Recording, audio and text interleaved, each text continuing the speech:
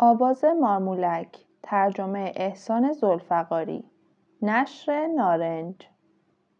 در یک جزیره بزرگ وسط دریا با هوایی گرم و آفتابی با درختان نارگیل یک مارمولک کوچک زندگی می‌کرد که بسیار پر سر و صدا، پر زرق و برق و پر عده و بسیار پر حرف بود.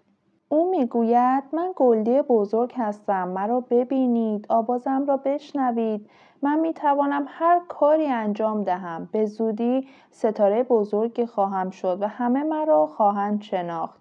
میدانم که اگر به تمریناتم ادامه دهم صدای من به همه دنیا خواهد رسید. بنابراین گلدی هر روز تمرین میکرد و به شادی میپرداخت و همه را متعجب میکرد.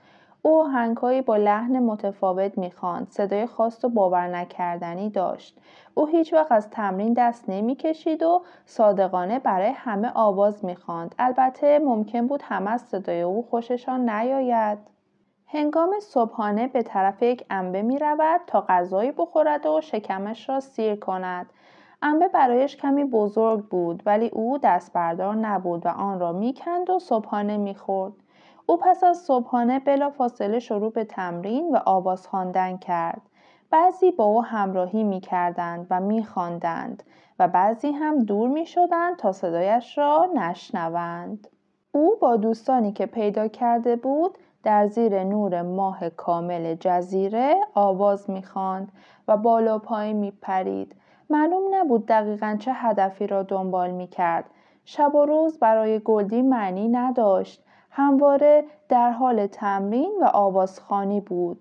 معلوم نبود برای رسیدن به قله دارد چه مسیری را طی می‌کند. سپس یک شب سرنوشت ساز وقتی جیرجیرک‌های طلایی آهنگ می‌زدند، سعی کردند از آروغ زدن آهنگی بسازند. دیگران به این نتیجه رسیدند که این آخرین کار سختی است که گلدی دیگر نمی‌تواند این کار را انجام دهد. گلدی شروع به خواندن کرد اما خواندن او بسیار طولانی شد. بعضی اعتراض کردند که دیگر کافی است. چقدر طولانی شد این خواندن، بس کن. گلدی که تا آن روز چنین اعتراضی ندیده بود، مات و مبهوت با آنها نگاه کرد. آنها مخاطب واقعی آواز او نبودند. این یک واقعیت بود. گلدی به چند تا از دوستانش که اطراف او بودند گفت بیفایده است. برای تمرین و تجربه بیشتر باید به جای دیگری برویم. بنابراین گلدی در مسیر حرکت خود به یک دره بزرگ و زیبا به نام گرند کانیون رسید. گلدی در دره بزرگ و زیبای گرند کانیون صدایش را بلند کرد. صدای او در برخورد با سنگ و صخره انعکاس پیدا می کرد. گلدی از انعکاس صدایش به شدت خوشحال شد و دوباره شروع به تمرین و آواز کرد.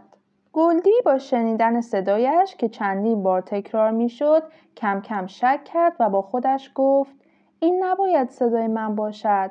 هرچی هست یا مارمولک دیگری این دور و بر است یا کس دیگری ادای مرا در می آورد. چقدر هم بد صداست. گلدی همانطور که به انعکاس صدای خودش گوش می کرد گفت همه نوت‌ها و آهنگ و ریتم خواندن ناهماهنگ است. سپس فریاد زد بیا بیرون مارمولک بد صدا. اما ناگهان صدایی شنید که گفت ساکت باش. گلدی ترسید. گلدی گفت حتما این صدای همان مارمولک است و هر جا باشد دیگه باید بیرون بیاید. صاحب صدا پروانه بالبال زنان با آرامی نزدیک گلدی آمد و با لبخند گفت آمدم تا بدون تعارف یک مطلبی را برایت بگویم به شرطی که از من ناراحت نشوی. پروانه گفت صدایی که میشنوی مربوط به یک مارمولک نیست بلکه صدای خودت است. این فقط یک انعکاس و بازگشت صدای خودت است. گلدی حسابی به هم ریخت و گفت این ممکن نیست. آن ناله وحشتناک صدای من بود؟ گلدی به شدت گیج شده بود. آیا این واقعیت میتواند درست باشد؟ گلدی هاج و واج به پروانه نگاه میکرد. پروانه گفت بزرگی و اهمیت کار شما در این نیست که شما چه کار میکنید بلکه نحوه انجام دادن آن کار هم مهم است. گلدی احساس تغییر کرد و یک روز جدید در حال طلوع بود. او با خودش گفت من باید امروز صبح به سرعت نزد خانواده‌ام برگردم. من می‌خواهم به خلیج درخشان خودم بازگردم و به شیوه جدید و بسیار متفاوت کار کنم. گلدی بعد از بازگشت با همان دوستان قبلی روبرو می شود و برایشان تعریف می کند که می خواهد برایشان آهنگ‌های شاد و ملایم اجرا کند. وقتی بچه‌ها خسته می شوند و چشمانشان را می بندند، زمزمه‌های طلایی لالایی‌های آرام گلدی آنها را به خواب می برد. شبها زیر نور ماه وقتی دوباره جمع می شوند، گلدی سعی می کند با توجه به درخواست اطرافیانش آهنگی اجرا کند و آن هم در زمانی که همه بیدار هستند.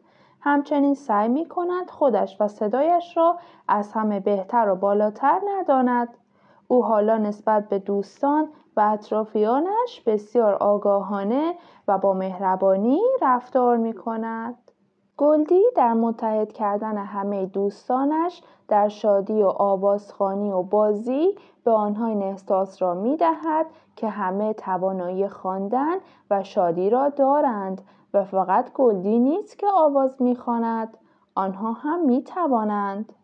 گلدی خواندن و شادی را با آنها یاد داد و فهمید خودپسندی و خود را برتر از دیگران دانستن اصلاً کار درستی نیست و باید بدانیم که هر کار نیکی که انجام می دهیم پاداش نیک هم دریافت خواهیم کرد.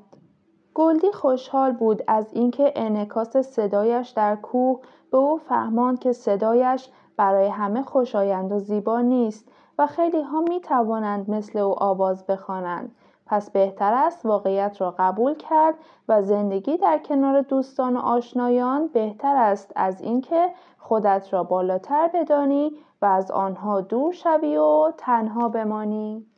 ابراز عشق و علاقه و محبت و مهربانی به دیگران یک راه عالی برای زندگی است. دوستان قشنگم، برای داشتن این کتاب زیبا میتونید به سایت کودکانه سر بزنید.